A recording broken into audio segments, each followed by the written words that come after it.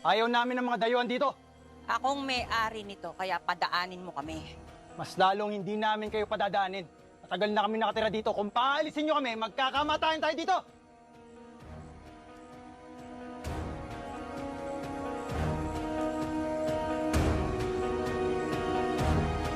Kaibigan, hindi kami nagpunta dito para makipag-away. Nandito kami para alukin kayo ng trabaho.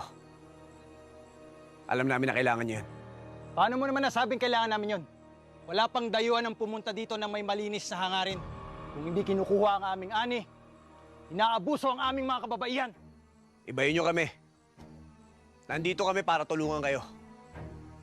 Kapag hindi nyo nagustuhan ng ialok namin trabaho sa inyo, pinapangako namin, aalis agad kami.